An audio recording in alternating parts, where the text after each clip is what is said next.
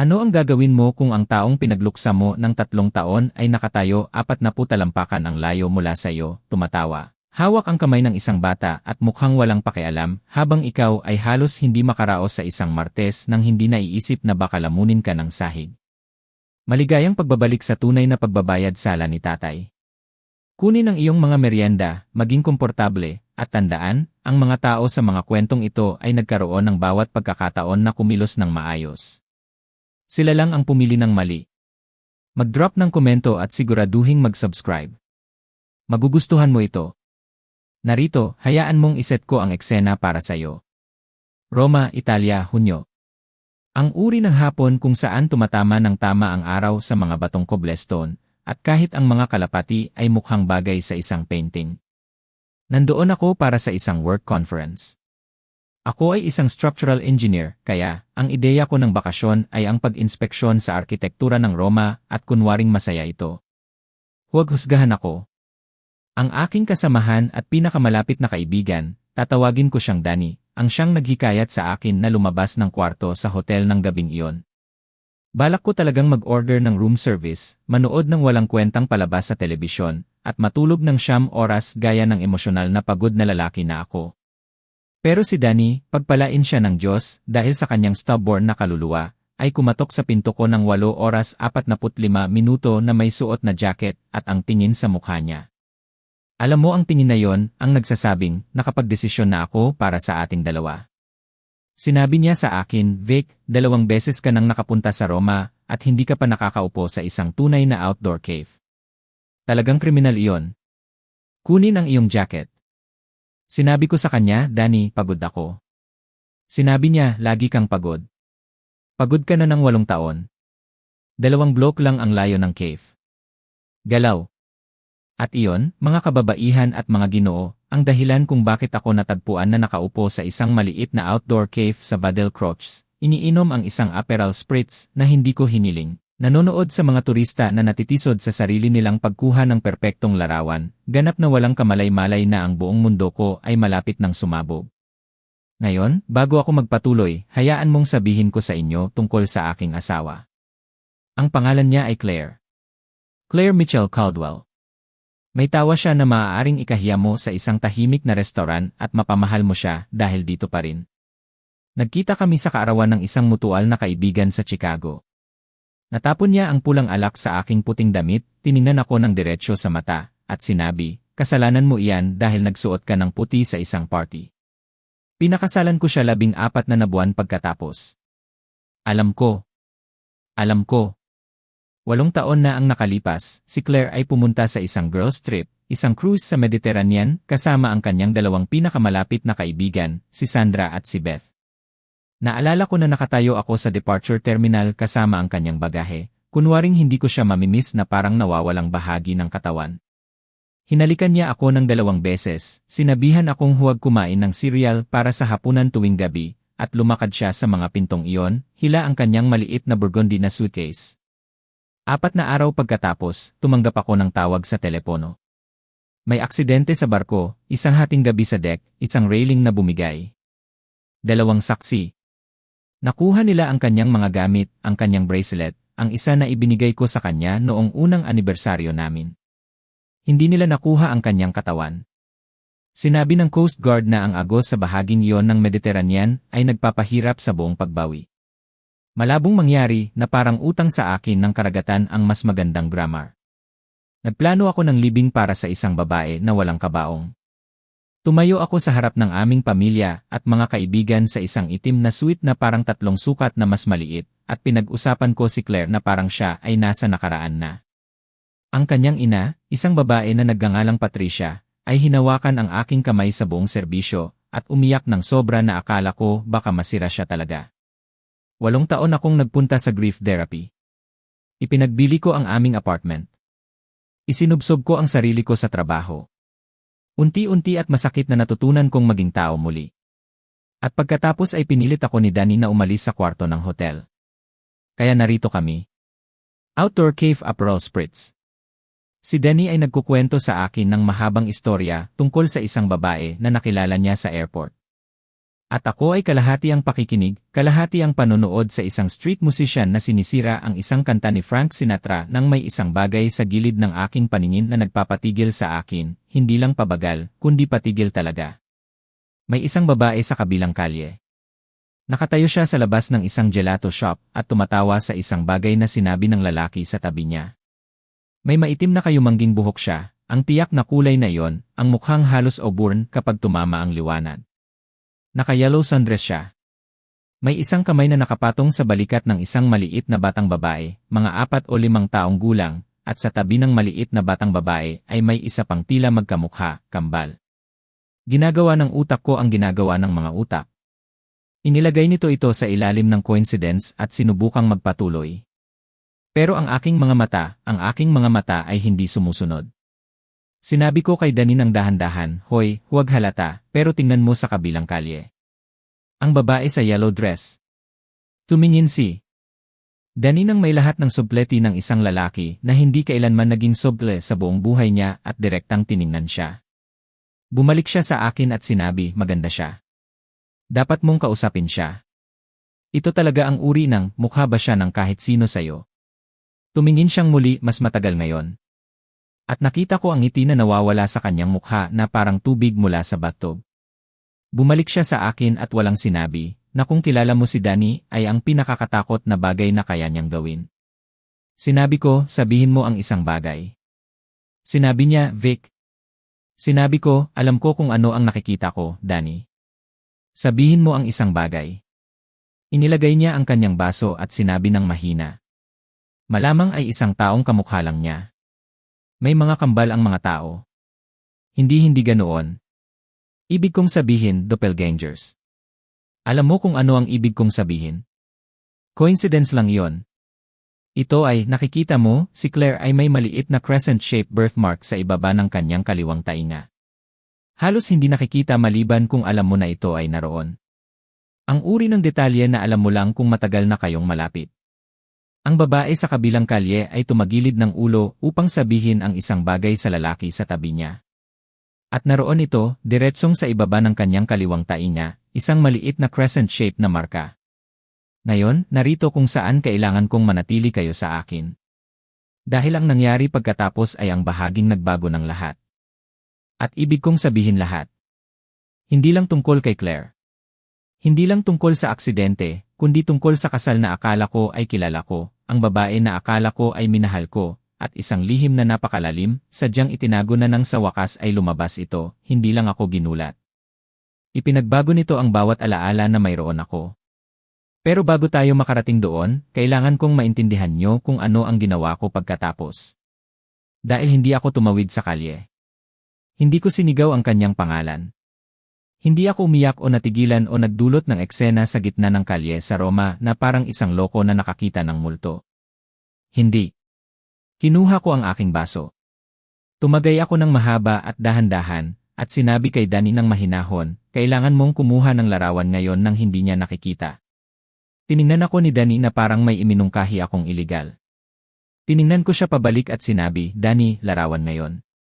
Kinuha niya ang kanyang telepono, at ang larawang iyon, ang isang malabong, bahagyang off-angle na larawan na kinuha ng lalaki na may nanginginig na mga kamay, ang naging unang sinulid na hinila ko. At lahat ay nalutas. Kung nakarating ka na rito, gawin mo kami ng isang mabilis na pabor. Mag-subscribe. Maraming tao ang nanonood ng hindi kailanman ginagawa ito, pero wala itong halaga sa iyo at nangangahulugan ng lahat sa amin. Salamat ng buong puso. Hayaan mong sabihin ko sa iyo ang isang bagay tungkol sa pagiging engineer. Kami ay hindi mga dramatikong tao sa kalikasan. Hindi kami hula. Hindi kami umaasa. Hindi namin tinitingnan ang isang lumulubog na tulay at sinasabi, may pakiramdam ako na tatagal ito. Sinusukat namin. Pinapatunayan namin. Sinusundan namin ang ebidensya hanggang sasabihin sa amin ng ebidensya ang isang bagay na talagang makakapanindigan namin.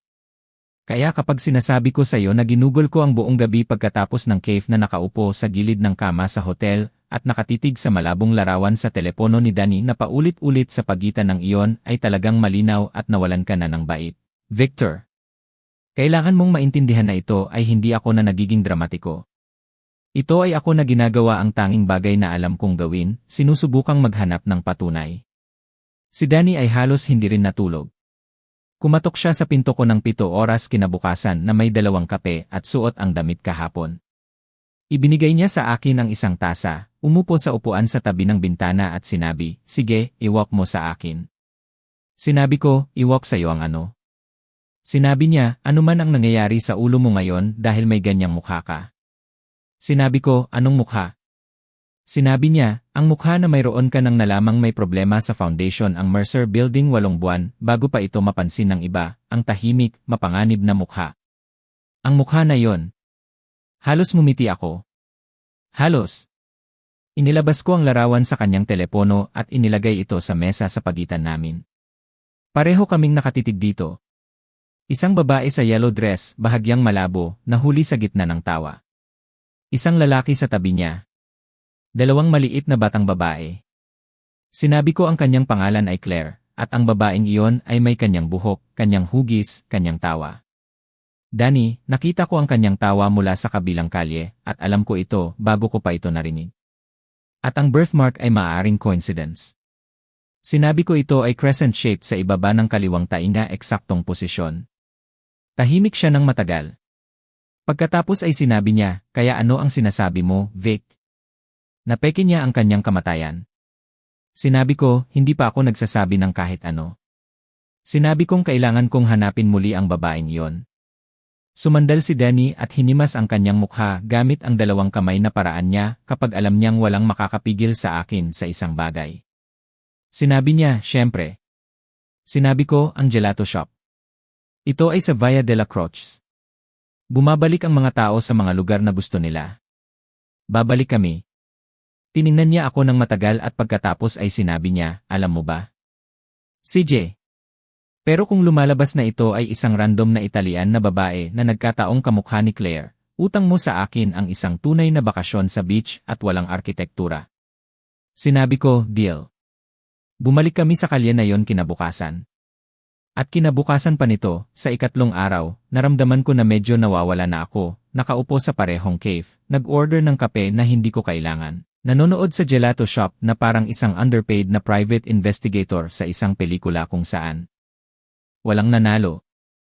At pagkatapos sa hapon ng 3 araw, lumabas siya sa isang gusali 4 na pinto mula sa gelato shop. Wala nang kambal ngayon. Walang lalaki, siya lang. Isang tote bag sa isang balikat, salamin sa mata, gumagalaw ng may tiyak na walang pagmamadali na kumpiyansa na ginugol ko ng 14 na buwan sa pagkahulog ng loob at 3 taon sa pagtatangka na kalimutan. Nakita ni Danny siya sa parehong sandali ko. Sinabi niya, "Vic, nakatayo na ako." Hinawakan niya ang aking braso at sinabi, "Sandali, ano ang plano dito?" Sinabi ko, lalakad ako sa tabi niya ng sapat na malapit upang makita ng maayos ang kanyang mukha. Sinabi niya, "At kung siya nga ito," sinabi ko, pagkatapos ay alamin ko ang susunod na bahagi. Sinabi niya, "Yan talaga ang pinakamasamang plano na narinig ko." Pero binitawan niya ang aking braso. Tumawid ako sa kalye. At gusto kong maging tapat sa iyo, ang aking puso ay gumagawa ng isang bagay na ganap na hindi propesyonal sa aking dibdib. 8 taon ng pagluluksa, ng therapy, ng pag-aaral kung paano huminga sa kawalan ng babaeng ito.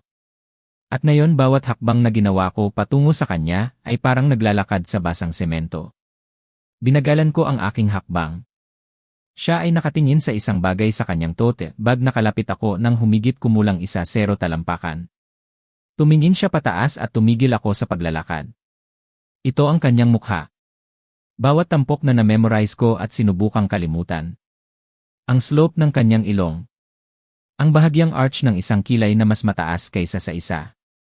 Ang bibig na laging mukhang 1 segundo na lang bago sabihin ang isang bagay na maaaring maakit ka o sirain ka. Pero narito ang bagay, at ito ang bahaging nagbukas ng isang bagay sa loob ko. Tiningnan niya ako sa paraan na tinitingnan mo ang isang estranghero. Hindi sa may kasalanan, hindi sa gulat, hindi sa malawak na mata na gulat ng isang babae na nahuli na nabubuhay sa buhay na hindi dapat. Tiningnan niya ako sa paraan na tinitingnan mo ang isang taong aksidenteng pumasok sa iyong daan. Bahagya, magalang, ganap na walang pakialam, sinabi niya at naalala ko bawat pantig. Pasensya, nasa daan ba ako? Isang American accent, bumagsak ang aking tiyan diretsyo sa mga cobblestone, sinabi ko. At wala akong ideya kung paano lumabas ng ganito kalma ang aking boses. Hindi, okay ka lang. Pasensya. Ngumiti siya, ang ngiting iyon, ang eksaktong ngiti, at lumakad sa tabi ko. Tumayo ako sa kalye na iyon at hindi gumalaw ng parang isang buong minuto. Nang makabalik ako kay Danny, tiningnan niya ang aking mukha at sinabi, siya nga, di ba? Umupo ako. Kinuha ko ang aking kape. Tumagay ako. Kahit na lumamig na ito, sinabi ko, hindi niya ako nakilala. Sinabi niya, ano? Sinabi ko, diretsong tiningnan niya ako, Danny. Walang kislap, walang isang sandali ng pagkilala. Tinanong niya ako kung nasa daan siya. Tinitigan niya ako. Pagkatapos ay sinabi niya ng maingat, Vic, posible bang mali ka na siya lang at may boses ni Claire? Sinabi ko, parehong pitch, parehong cadence, parehong accent, parehong lahat. Tahimik ang mesa at pagkatapos ay sinabi ko ang bagay na nabubuo sa likod ng aking isip sa loob ng 3 araw. Ang naisip na dahan-dahang ini-engineer ko na parang itinatayo mo ang isang istruktura mula sa pundasyon pataas. Sinabi ko, Danny, paano kung hindi sinabi sa akin ni Claire na may kapatid siyang babae? Kumurap siya. Isang kapatid na babae. Isang identical twin. Sinabi ko, paano kung may kambal na kapatid si Claire na walang nakakaalam sa kanyang buhay, walang nakakaalam sa aking buhay? Binuksan ni Danny ang kanyang bibig. Isinara ko ito. Binuksan ko ito muli. Sinabi niya, yan Vic. Iyan ay baliw. Paano mo itatago ang isang kambal na kapatid na babae mula sa iyong asawa? Sinabi ko, sa parehong paraan na itinatago mo ang kahit ano. Napakaingat at may napakagandang dahilan. Inilabas ko ang aking telepono. Binuksan ko ang aking contacts at nag-scroll hanggang sa mahanap ang isang pangalan na hindi ko na tinawagan sa loob ng 3 taon. Patricia, ang ina ni Claire. Nakita ni Danny ang pangalan at nanlaki ang kanyang mga mata. Sinabi niya, tinatawagan mo ang kanyang ina ngayon mula sa Italia. Sinabi ko, Vic, kung mali ka, ang babaeng ito ay nawalan lang ng anak na babae. Alam ko kung ano ang nawala niya, sinabi ko ng mahina. Nawala ko rin siya. Tahimik siya. Pinindot ko ang call. Tumulog ang telepono ng 4 na beses. Pagkatapos ay isang pamilyar na boses, pagod, mas matanda kaysa sa naalala ko, pero hindi malilimutan ay dumating sa linya. Sinabi niya, hello. Sinabi ko, Patricia, si Victor ito. 3 buong segundo ng katahimikan. At sa mga 3 segundong iyon, narinig ko ang isang bagay na hindi dapat gawin ng isang nagluluksa na ina sa tunog ng tawag ng asawa ng kanyang namatay na anak na babae na bigla mula sa kawalan pagkatapos ng mga taon ng katahimikan. Narinig ko ang takot, hindi sorpresa, hindi ginhawa, hindi ang puno ng luha na init ng isang babae na muling nakikipag-ugnayan sa kanyang minamahal na manugang. Malamig, hindi malilimutan, maingat na kontroladong takot. Sinabi niya, Victor, buti na lang, ito ay saan ka tumatawag. Sinabi ko, Patricia, tatanungin kita ng isang bagay at kailangan kong maging tapat ka sa akin. Sinabi niya, syempre, sweetheart. Ano yon? Sinabi ko, may kapatid na babae ba si Claire? Katahimikan. Ang uri ng katahimikan na hindi walang laman. Ang uri na puno talaga. Sinabi niya, ano, Victor? Anong uri ng tanong, Patricia? Isa pang katahimikan, mas maikli ngayon. At pagkatapos, bahagya sa itaas ng bulong. Sino ang kausap mo? Hindi. Hindi, syempre hindi. Hindi. Ano ang sinasabi mo? Sino ang kausap mo? Tiningnan ko si Danny sa kabilang mesa.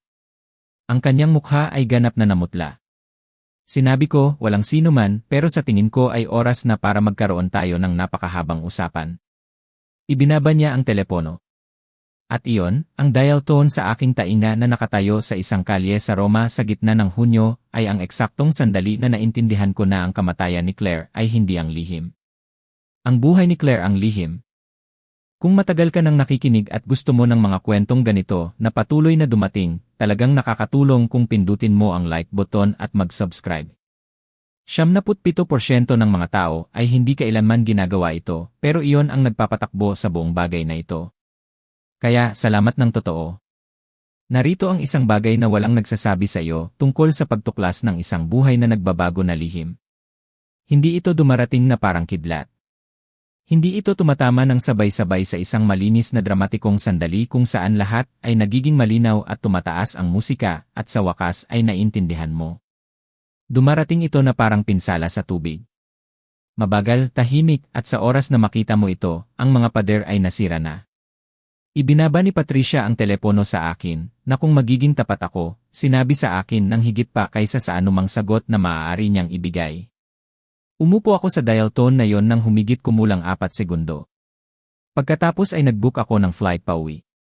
Tiningnan ako ni Danny sa mesa ng cafe at sinabi, may 2 araw pa tayo sa conference. Sinabi ko, alam ko. Sinabi niya, aalis ka pa rin, di ba? Sinabi ko, Danny, ang babaeng iyon ay ibinaba ang telepono sa sandaling binanggit ko ang isang kapatid na babae. Hindi niya ito tinanggihan. Hindi niya ito tinawanan.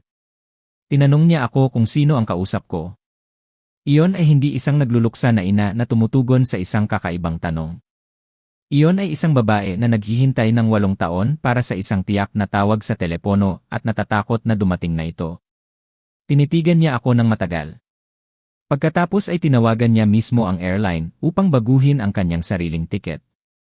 Sinabi ko, hindi mo kailangang sumama. Sinabi niya, Victor, minsan sinubukan mong kumain ng cereal para sa hapunan ng 4 na gabi sunod-sunod pagkatapos mamatay si Claire. Hindi mo ito ginagawa ng mag-isa. Tara, mag-impact tayo. Hindi ko ito sinasabi ng madalas. Si Danny ang pinakamabuting tao na kilala ko. Si Patricia ay nakatira sa Naperville, Illinois, isang tahimik na bahay sa isang tahimik na kalye na binisita ko ng 12 ng beses sa panahon ng aking kasal at ilang beses pagkatapos ng libing. Ang uri ng bahay na amoy dryer sheets at may masyadong maraming dekoratibong throw pillows. Lagi akong nakaramdam ng welcome doon.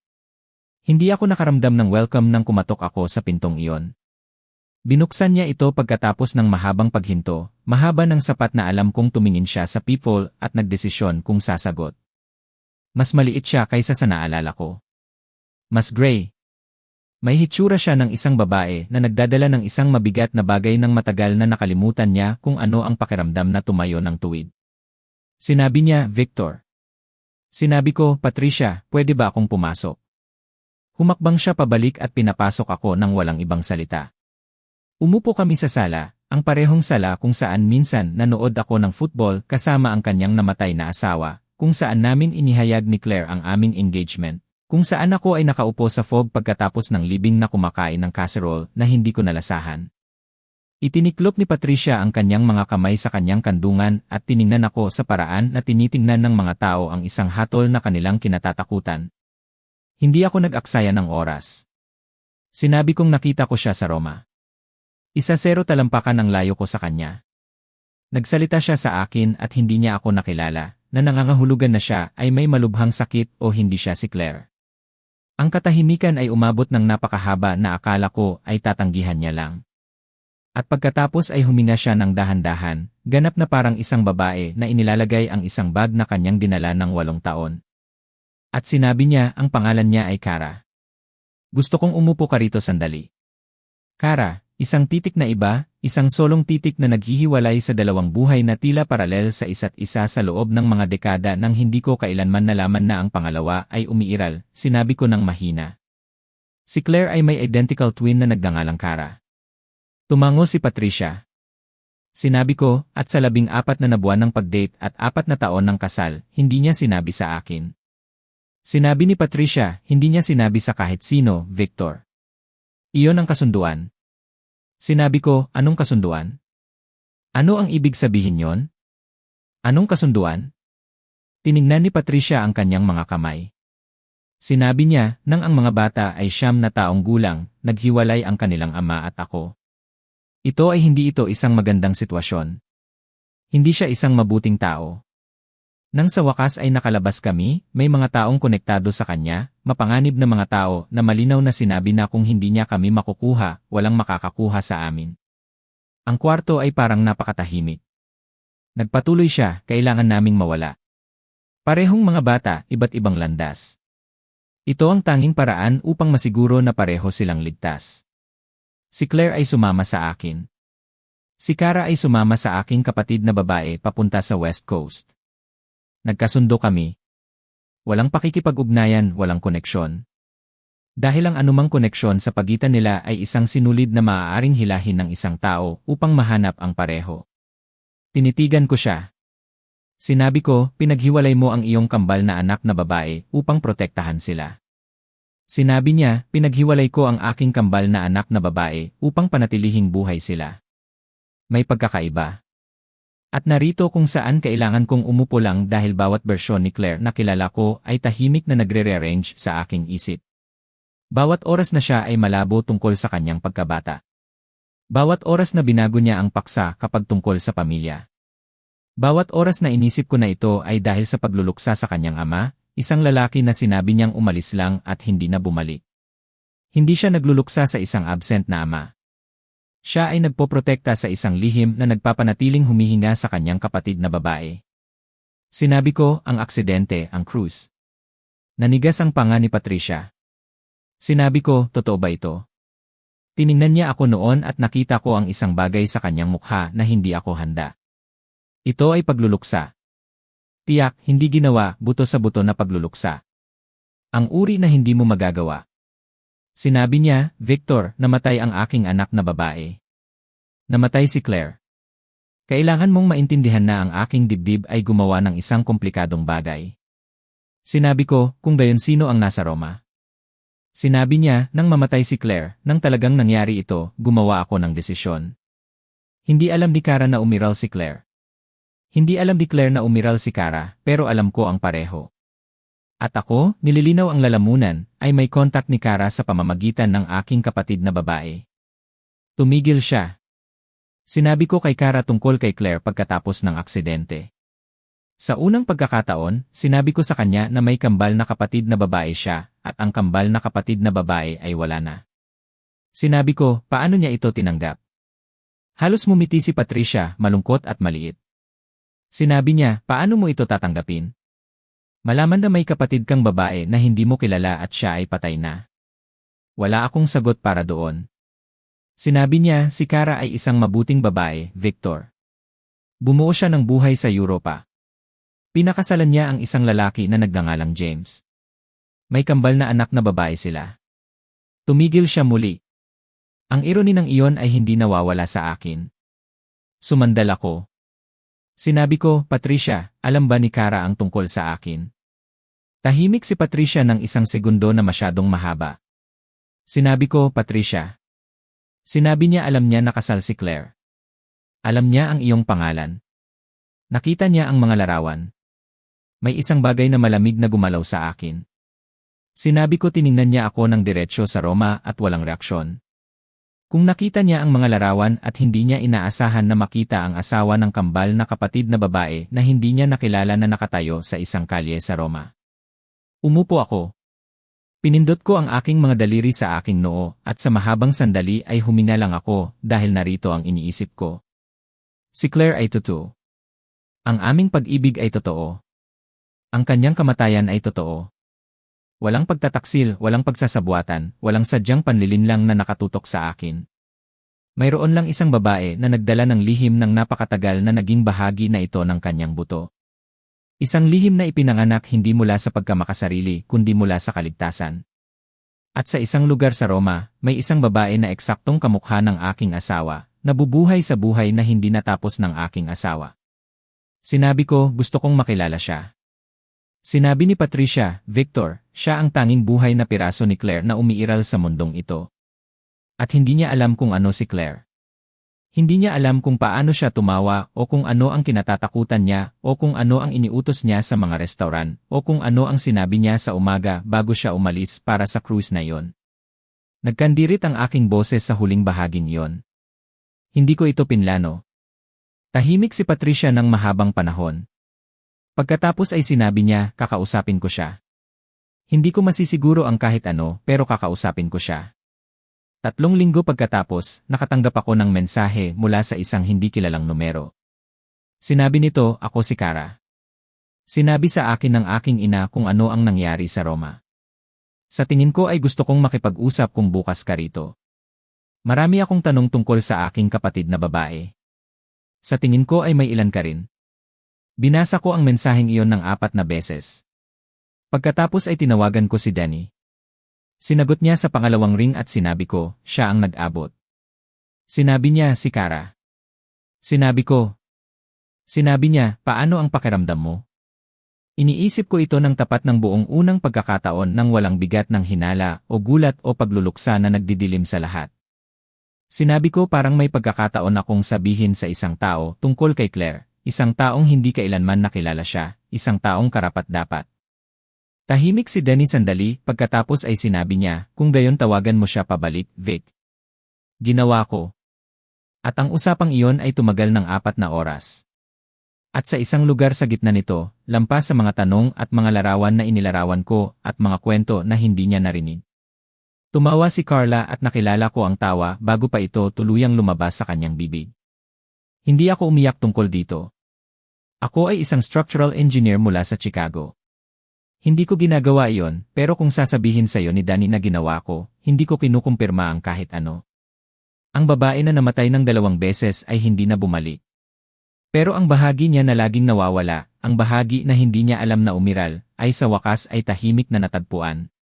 Kung nagustuhan mo ang kwentong ito, sumali sa aming komunidad sa pamamagitan ng pagpindot sa like button at pag-subscribe para sa higit pang totoong, hilaw, at family-centered na mga kwento.